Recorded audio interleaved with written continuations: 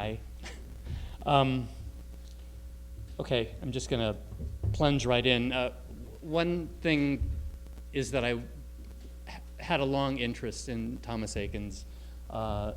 Some of it was intuitive, and a lot of it was made explicit by this particular painting. And then as I've sort of done more research into his life, I find that I have very close affinity with him. This painting is the Agnew Clinic, and it's actually about this size. It's 10 feet wide and about 10 and a half feet wide and about 7 feet high. And he painted it in 1889, and he was 45 years old at the time. There are roughly 33 people featured in the painting, and he completed it in just 3 months. He painted it at the height of his artistic powers and at the very nadir of his professional career. He was sort of rescued from a deep depression by this commission from the students of the surgeon that's depicted, David Hayes Agnew. And it really represented for Eakins the summation of his understanding of the modern world. But it also contained a new self-consciousness, and that part of that self-consciousness is what I want to address. His view of modernity was defined by an understanding gained from intense scientific observation in the face of cultural and social hierarchies whose language and strictures grated on his sensibilities. He sort of retreated into an empirical study of the world. So he was very comforted by his ability to observe. He was friends with a lot of scientists and other intellectuals at the time. And because of this, this empiricism became a form of control for him, and I think it defined his masculinity in a certain way. So this is a story about control and male sexuality and how the two kind of meet in paint. It also concerns a transformation of American culture in the late 19th century. And it's also a tale about his conflicts between ambition and success and an attempt to maintain his artistic integrity. And the continuation of his career while he was coping with crushing disappointment and ostensible failure as an artist. And I think that this painting is a premonition of feminist ideas. Women who were, for men, were always the subject of observation and analysis in the culture. For the first time, Eakins acknowledges a woman as an observer and her as an agent of observation in her own right. So we're going to go back to this. I just want to talk about where he sort of came from. These are Fragonard in 1770 and a Boucher from 1752, way before Eakins. But when Eakins came to Paris, he was 22 years old, and it was 1866. He had just missed the famous Salon of 1865 that had Manet's Olympia, which was exhibited to almost universal public derision. He was the son of a calligrapher, and he had a very good working knowledge of French, but he maintained a sort of rough American demeanor, and he was really steadfast in his desire to understand the world through observation. The way that the Academy worked, the Academy of Beaux-Arts worked, was that you would have a overall master, and And Eakins' master was Jerome, and he worked really hard, and Jerome recognized his ambition, and Eakins in return valued him as a master. And years later, Eakins would continue to send him his work for approval, and Jerome would place his work in his gallery and at the annual salon. And even though Jerome represented much of what Manet was challenging, Eakins either didn't see it or chose to ignore it because he just completely valued him as his teacher. But Eakins did sense a problem with even as a young artist, with the genre of the nude. And I think this goes to Eakins' innate sensibilities about it.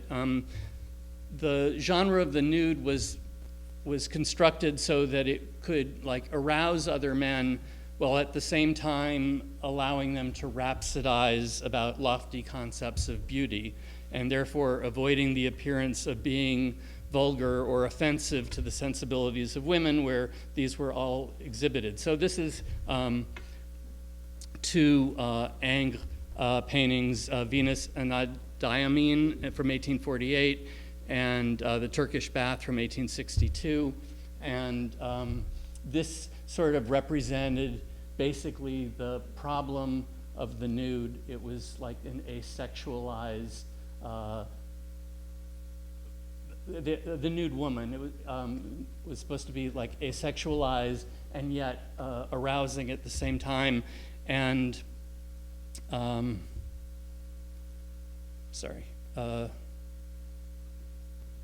so when Eakins started, so what you had to do when you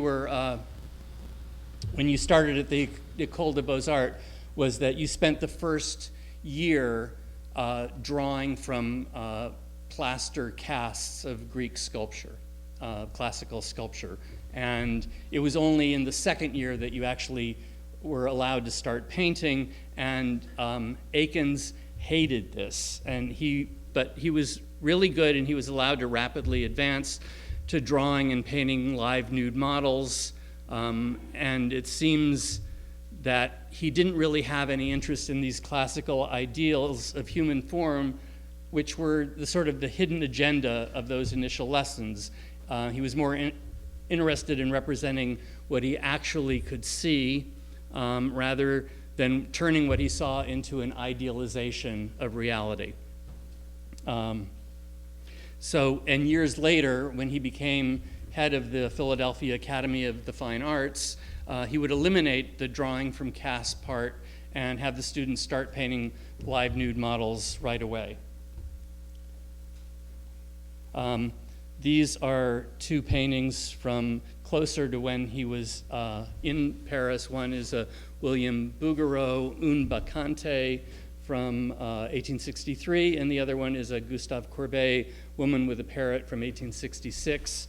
And at that point, the ideal of the nude was really starting to show cracks. The titillation factor was becoming harder to finesse, and the advent of photographic pornography challenged the nude to be more arousing, while maintaining the subtlety was becoming more impossible to manage. And 2 years later, when Eakins visited the Salon of 1868, he wrote home, "There are not more than 20 pictures in the whole lot that I would want.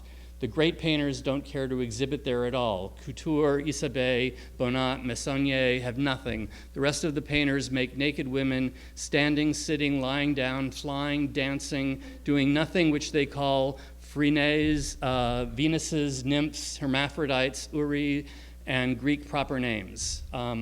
And he basically got the idea that the nude was just, that these Greek myths and stuff like that were just an excuse for depicting naked women.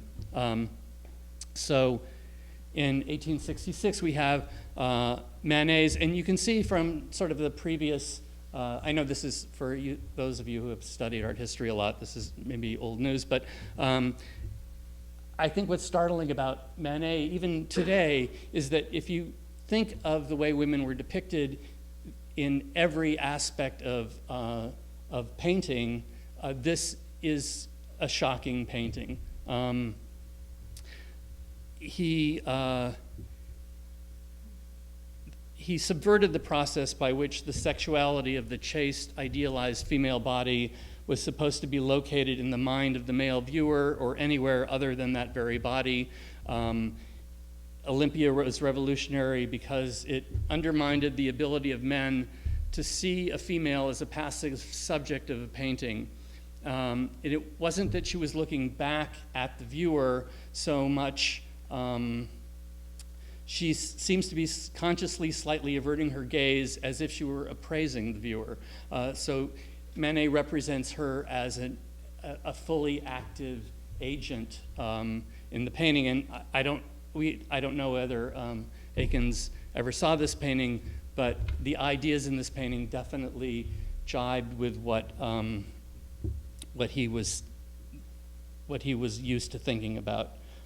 So then Eakins comes back to America, and instead of going to New York, where all the sophisticated artists went to have their studios, he stayed in Philadelphia, and his rough-hewn persona that was novel in the effete atmosphere of 19th century Paris, late 19th century Paris, was sort of gauche in urban America. And he, rather like his contemporaries, had these like wonderful studios in New York that had all kinds of oriental rugs and antiques and sculpture around them, and he sort of adopted the persona of a laconic blue-collar mechanic. And there was somebody that was going to write an article about him, and she was used to she'd seen his paintings before, but was kind of upset to, meet this kind of shy, rough-hewn guy who was not at all like the sophisticated John Singer Sargent types that she knew in New York. So this is what he started out doing, and he got a lot of interest in these paintings, these sporting scene paintings of rowing on the Schuylkill River. By the way, he stayed in Philadelphia. Not only did he stay in Philadelphia, but he stayed in his father's house, and he lived in his father's house for most of his entire life. You can see from these that there is almost a geometric precision to them, and even though they just depict bodies in water, there is almost a clinical, dispassionate gaze to the way they're constructed. And his paintings almost always implied a narrative. They usually captured people in mid-action, whether they were rowing or playing the piano or singing or knitting. And people admired his immaculate craft and his modernist focus on everyday life and his fearless representations of difficult subjects. But they became problematic for the sophisticated urbane viewer. His ideas of narrative with his traditional academic style did not really jibe with the expectations of some of the sophisticated New York critics. The critics were becoming accustomed to the pleasing impressionist influence bravura painting of his younger contemporaries, and though they acknowledged his skill, they were put off by when he moved away from his light-filled, precise outdoor sports paintings that he was initially known for, and into the dark interiors that he started to make of family scenes.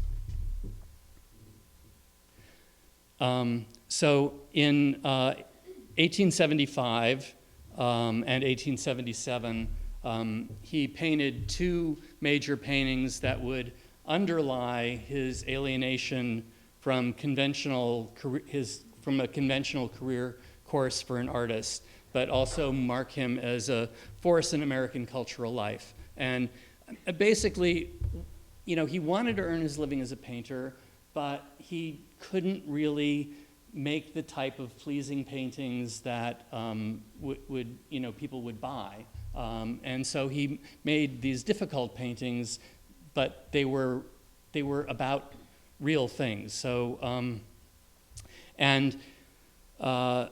the academic aspects of the Gross Clinic, about this time, Eakins finally procured a job at the Philadelphia Academy of the Fine Arts, where he had been volunteering, and it can't be overemphasized how major a role he really wanted to be an academician. He wanted to teach. He loved the idea of the respect that professors got. He wanted that to be accorded to him. He liked the pleasure of transmitting the knowledge he acquired through vigorous investigation, and it also, I think, pleased his desire for control. So this is the first painting.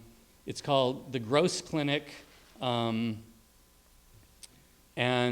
it depicts the surgeon Samuel D. Gross in the operating theater, and he's lecturing in the midst of performing what was called a limb retaining surgery. I mean, he was removing a tumor from the leg of this man, and he was famous for this painting. And it's, to our eyes, as a clinic painting, it's kind of a remarkable painting. The dark suits and the lack of surgical gloves document a time before the onset of modern aseptic procedures.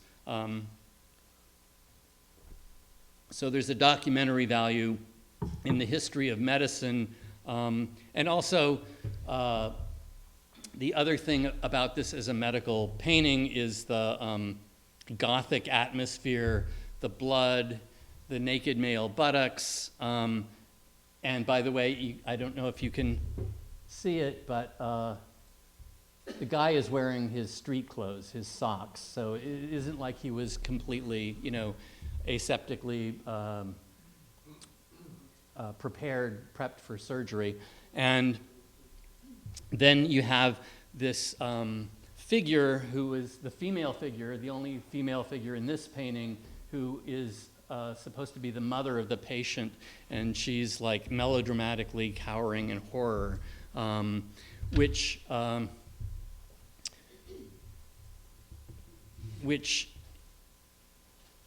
this was a feeling that was bound to challenge. The enacting of this horror was sort of a feeling that was bound to challenge delicate sensibilities, and it became a stand-in for all who would find the painting offensive. And Eakins sort of invited this reaction. So it should have come as no surprise to him, like all Eakins' public misfortunes, that the curators of the Philadelphia Centennial International Exhibition, which he submitted this painting to, it rejected the painting as unsightly for the main art exhibit, and it placed it instead in a dim hallway in the medical pavilion. But after he sold it to the Jefferson Medical College, which was Dr. Gross's institution, he continued to borrow it for exhibitions throughout his life. So, there's this really intense atmosphere. It's horrific, but it's alive as well, and it's challenging to people. And I wanted to just sort of briefly compare it in sort of feeling, even though I obviously Manet and Eakins were completely different kinds of painters. Manet was not academic in any sense, and Eakins was, but I think that they both had certain psychosexual awarenesses, and it reminded me, this painting, Jesus Mocked by the Soldiers, was also in he exhibited this painting in 1865 along with Olympia. And there's this repressed element of sadistic male sexuality that echoes in both paintings. It's the only painting that Manet made that depicts only men, and men that are half naked in a situation that has the pretense of pious presentation but is stripped of the usual aesthetic ideas of divinity. And it's just men relating to each other in the ways men do: macho bravado, physical threat, creepy sadism, and vulnerable passivity.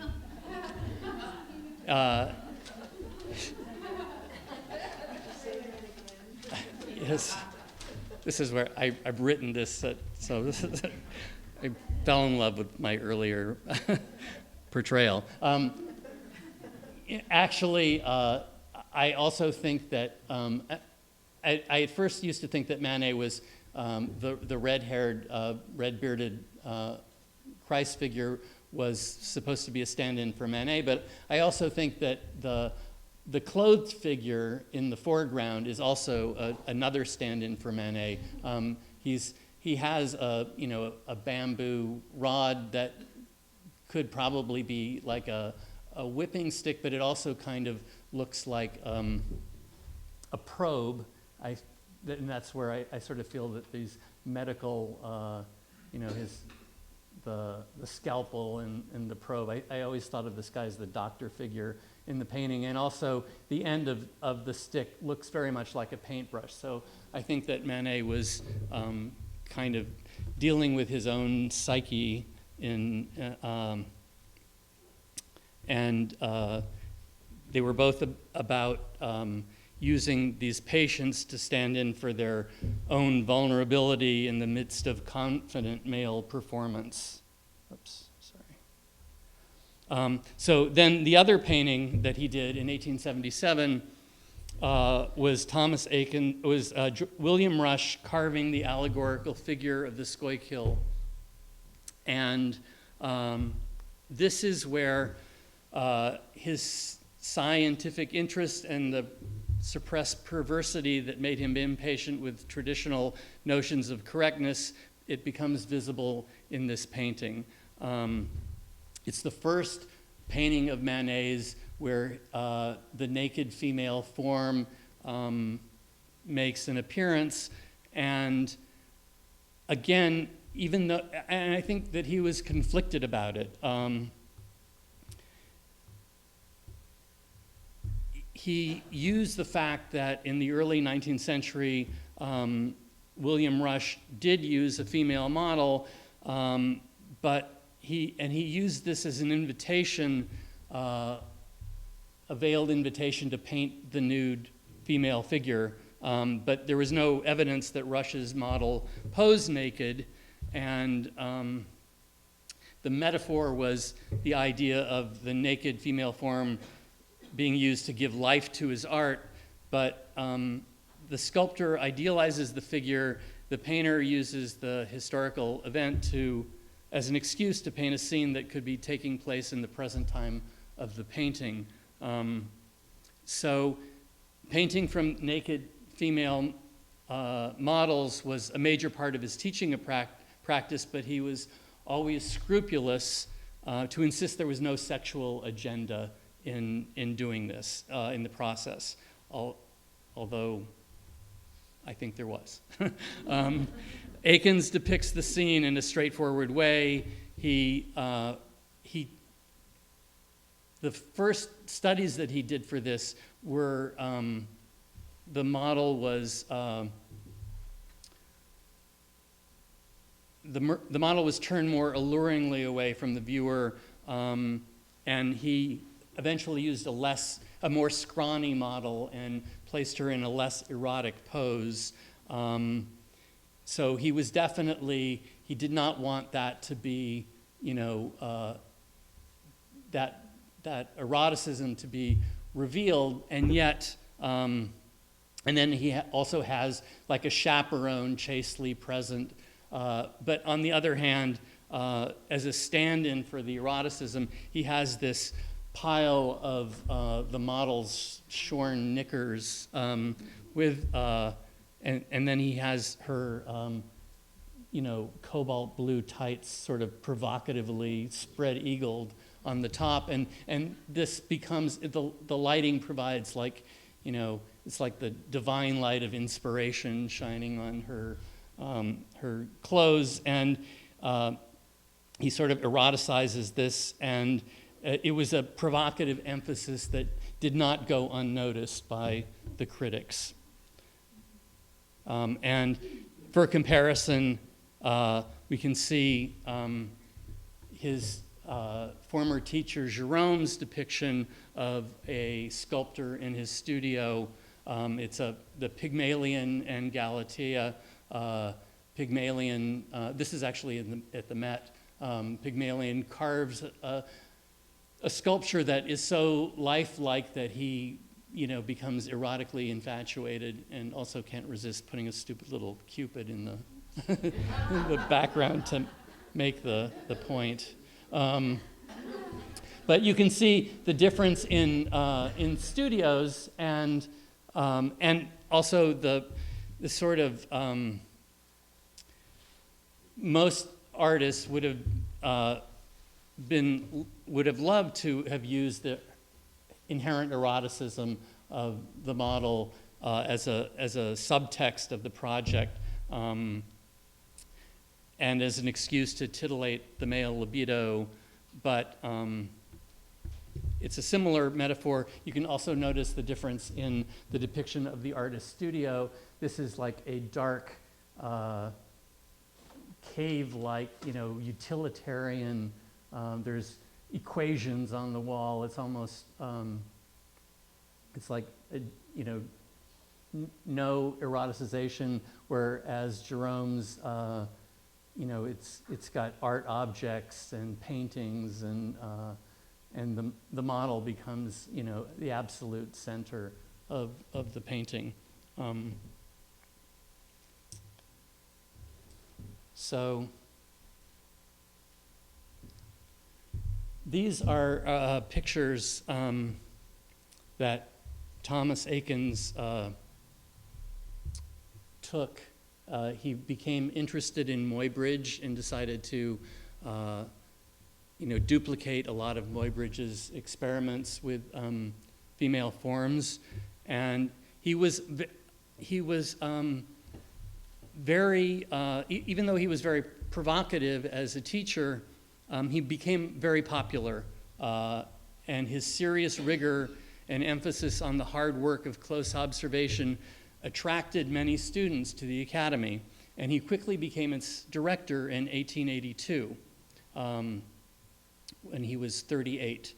And he very quickly instituted his teaching program that emphasized life drawing, dissection, and the use of photography. And his interest in photography and science led him to engage Edward Muybridge to lecture at the school, actually.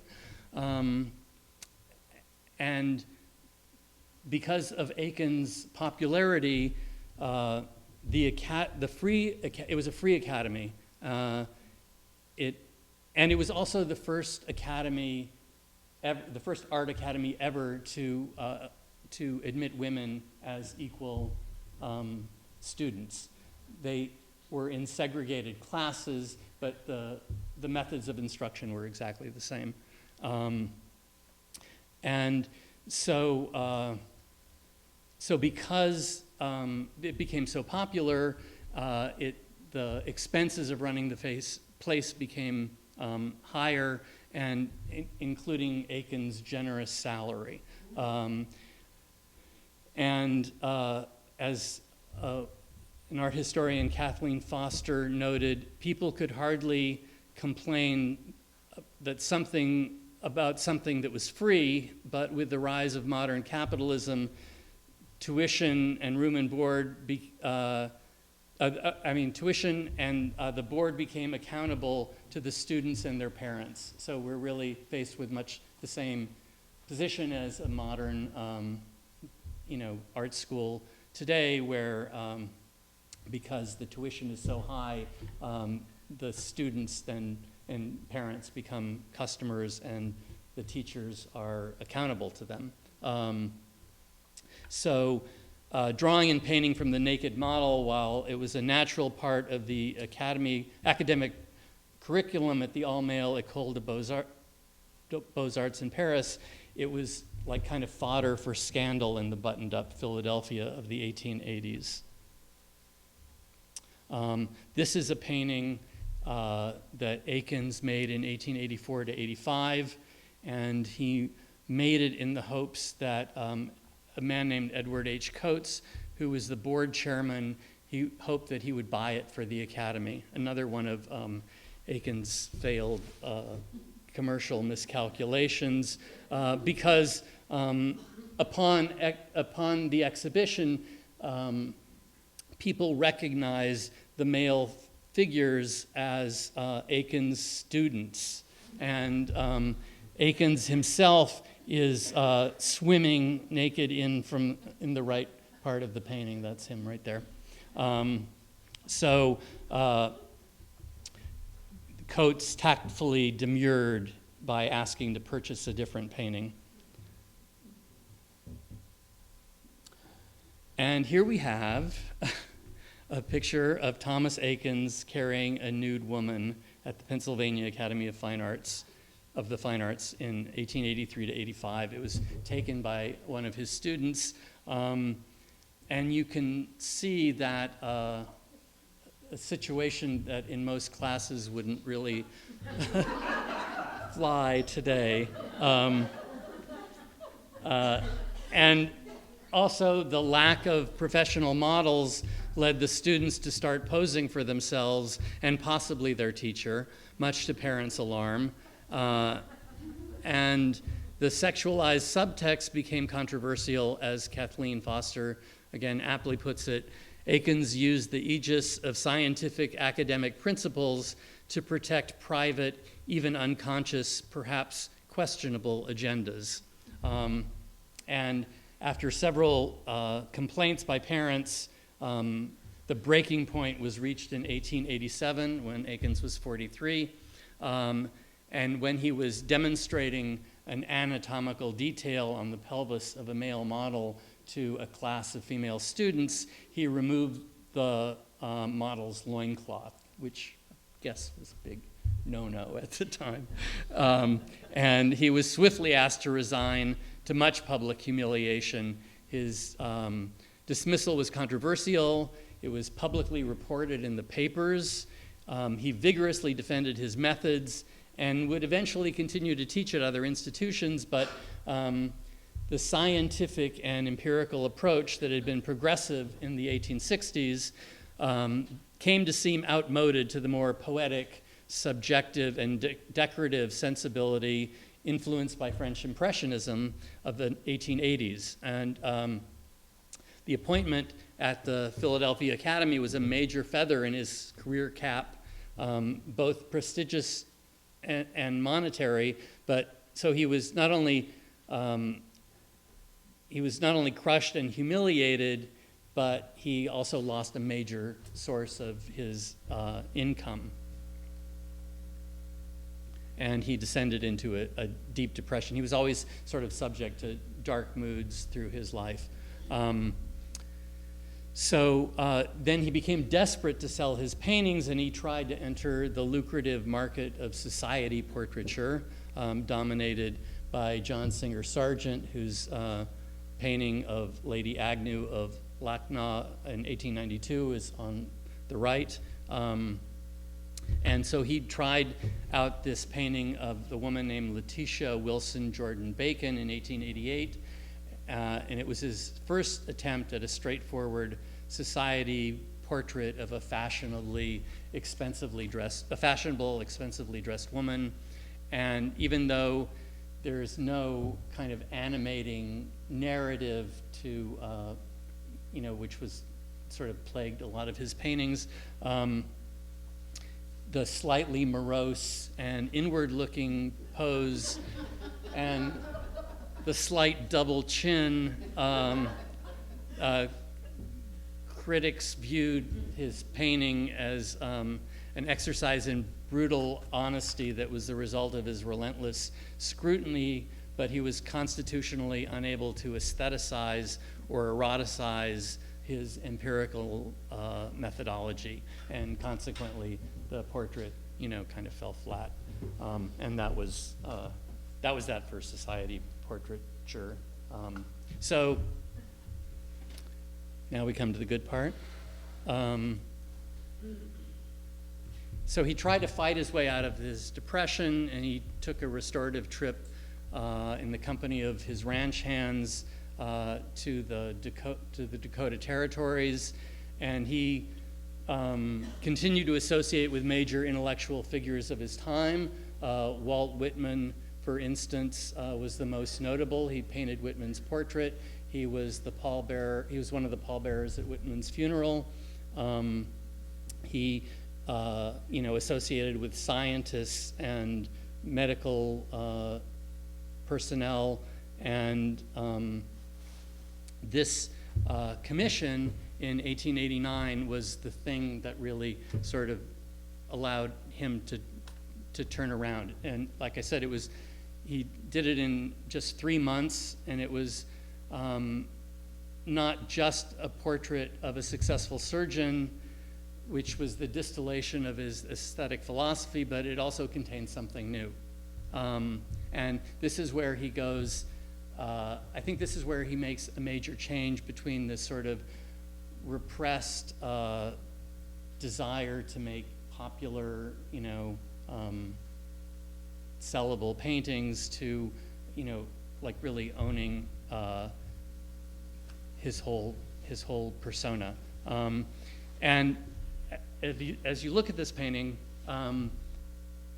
you can see the surgeon, Agnew, he's lecturing, he's got a scalpel in his hand, but he occupies only one node of this dramatic mise en scène. And the other node, which is the locus of the operation that is occurring, that really rivets our attention. When I first saw this painting, I immediately, I think the exposed breast of the patient, it's like far more eroticized and than Eakins generally allowed himself. But it's a perverse eroticism. Because as we look closer, we become aware that is the other unseen breast that is the point of the surgical procedure. The operation being performed, the one for which Dr. Agnew was famous, was an early version of the radical partial mastectomy. And it's unclear whether the breast is being entirely removed or partially removed. I've seen different explanations of what's going on, including that the doctor is sewing up the wound. It doesn't look like, it looks like a clamp more than a stitching thing. But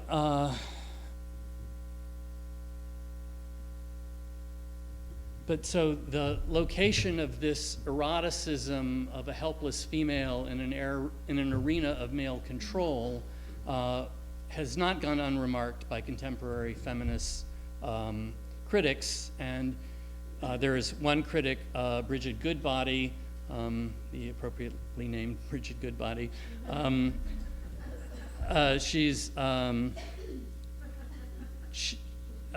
She invoking Foucault, she thoroughly and disapprovingly deconstructed the painting as a typical denigration of women's power, although she didn't sort of blame Eakins or Agnew in particular. She just saw them as agents of their time. But if we compare it with this painting, which was made by the artist Henri Gervais, who was a French artist, It's called Before the Operation, or Dr. Peen Explaining the Use of Memostatic Clamps, from 1887, which is just 2 years before this painting. We can see what kind of revolution in consciousness Eakins is performing. The same operation is being depicted from a very different kind of sensibility, albeit French. In both paintings, the patient is seen from exactly the same position. In the Gervais painting, the sedated patient rests peacefully, with both breasts exposed. She's naked to the waist. Her long hair is draped sensuously across the white sheet. The perfect body seems unaffected by any signs of disease. And an attendant, gazing longingly at her, tenderly grasps her wrist that lies just under her naked breasts.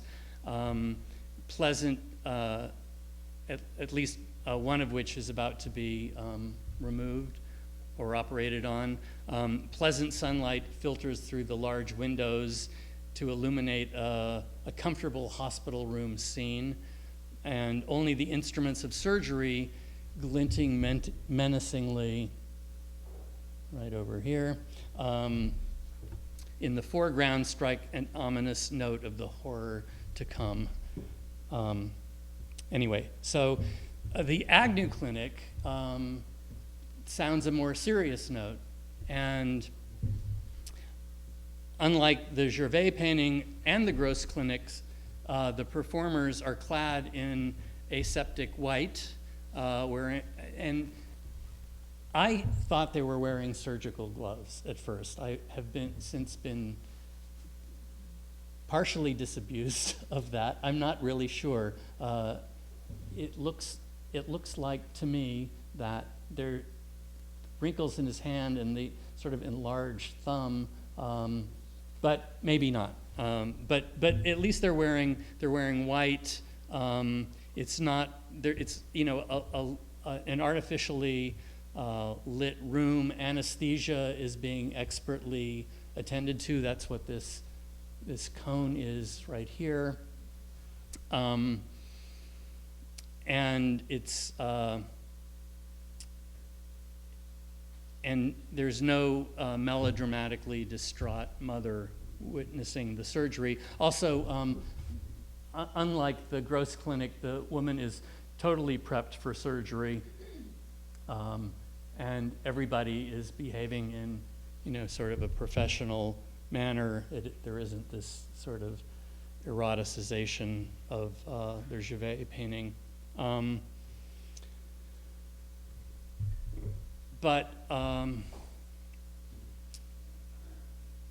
the thing that's really different about this painting, the thing that really started me thinking a lot about it, is the nurse entering on the right. By the way, everybody in the painting has been identified. He made studies of all the medical students, so we know who actually everybody is. And this, the woman is Harriet Clymer. She's been alternately described as Dr. Agnew's nurse, but I've also read that she was actually the head of the nursing school. And she is the only other female besides the patient in this incredible arena of men enacting a ritual of, female disfigurement. And she's entering from the right, and her gaze is intense, and she was a major figure at the time. She might not have had an official role in the operation, but her presence in the painting is the perfect counterpoint to to Dr. Agnew. Of the illuminated foreground figures, she is the only other figure who is standing as perfectly erect and apart from the action and is only slightly shorter than the doctor. You can see that here.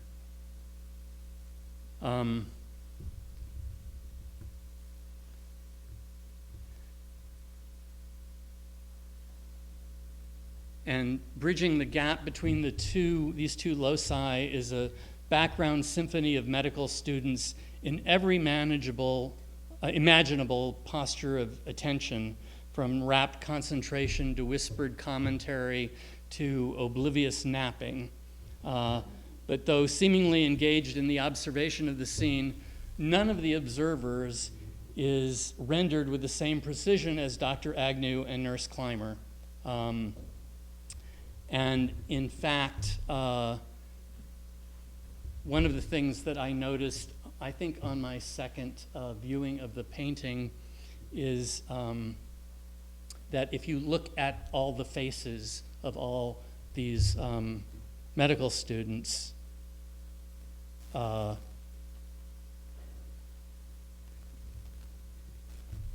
eyes of all the various observers, none of the eyes of all the various observers are precisely delineated, and some are almost, purposely, it seems, smudged out. So really, only the eyes of Dr. Agnew and Nurse Clymer are really, specifically present.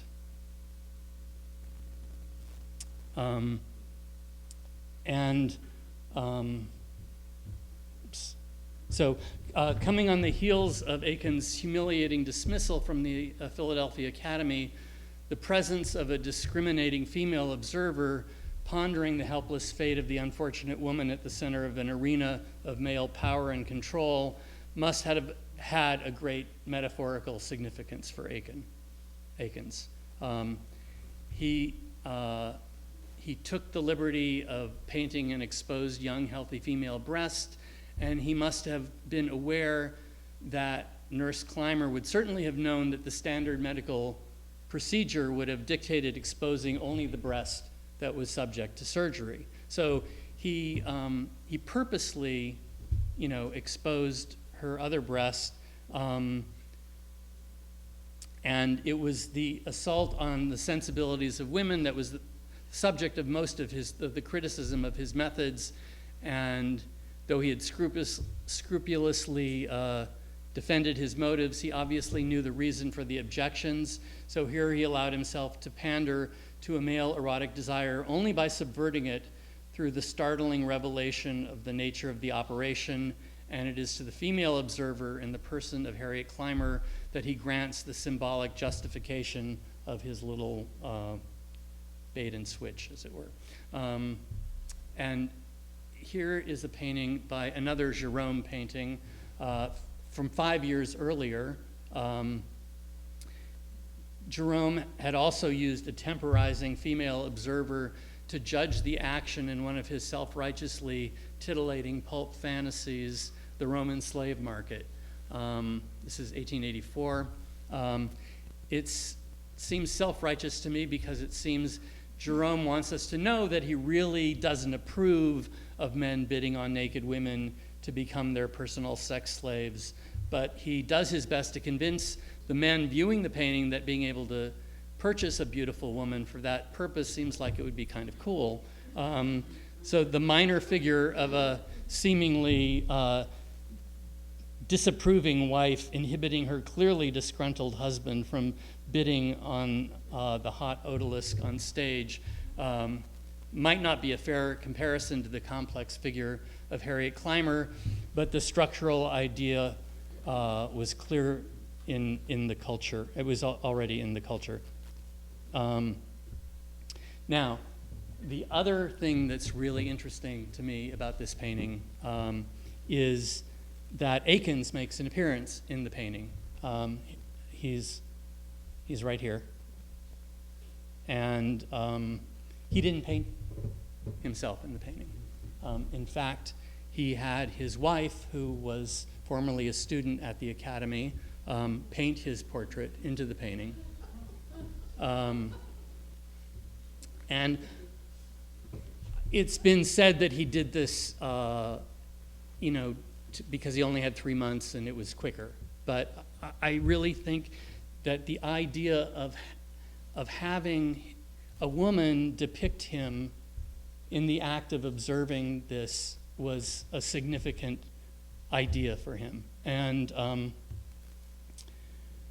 he could clearly have painted himself. This is the other one is a painting that he did in 1902.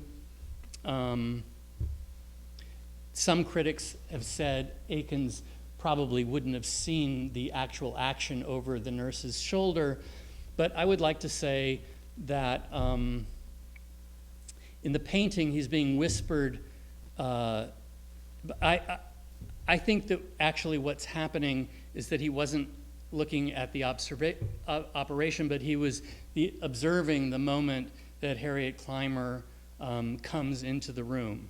And I think that my fantasy is that that's what he's being whispered to about, and being told who that woman was.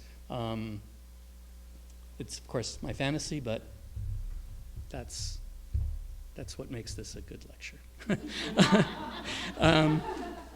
He has a grim expression on his face, as if he is hearing a hard truth, an expression that clearly echoes Nurse Clymer's. The whispered exchange is not about the operation, it is about the moment of understanding of the real human drama in which we as an audience are participating. Wait a minute, I don't want to go there yet. I also think that that Eakins, I'm just going to go back a bit. I think Eakins invites us to fantasize about what Harriet Clymer is thinking, looking at this observation. Her expression is very professional. She does not, betray any evident emotion.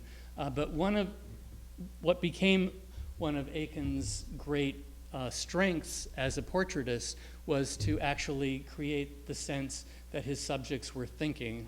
And I'll show you some later portraits he did. And it really looks like you can just sort of see the wheels turning in her mind. And you realize that this is the only woman in this whole group of men, men that have a lot of power, and she's watching a woman being operated on for a malady that she could very easily have herself in the future. And I think that there's just this incredible feeling of empathy that you get from Harriet Clymer's face. And Eakins went on to paint other portraits.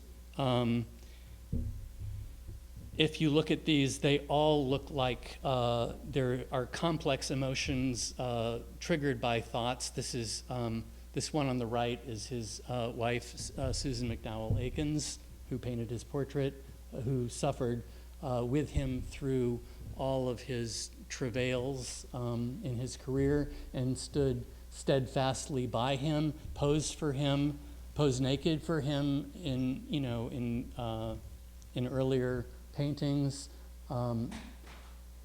I think what's interesting about her face is this really interesting thing where this side of her mouth curves down and this side of her mouth curves up. So you have this sort of frown smile, juxtaposed at the same time. This guy, Douglas Morgan Hall, he painted this in 1889. Susan Eakins was in 1899. And was one of his students. The way his lips are pressed together. Like I said, Eakins was not an impressionist, was not like really inventive with the paint, but he was very attentive to the signifiers of expression, the moisture in the eyes, you have these little glints here.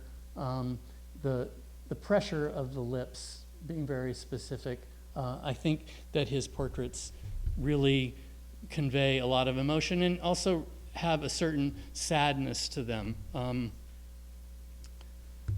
This one, these are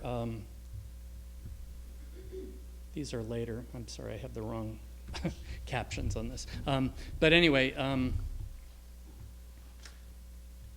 so he went on for another 14. He lived another 14 years after he finished the Agnew Clinic. Unfortunately, he became blind towards the end and totally dependent on his wife to take care of him. And he confided to strangers, to friends who would visit, that he really thought his work would, vanish in the dustbin of history, that it would, people would not be interested in it after he died.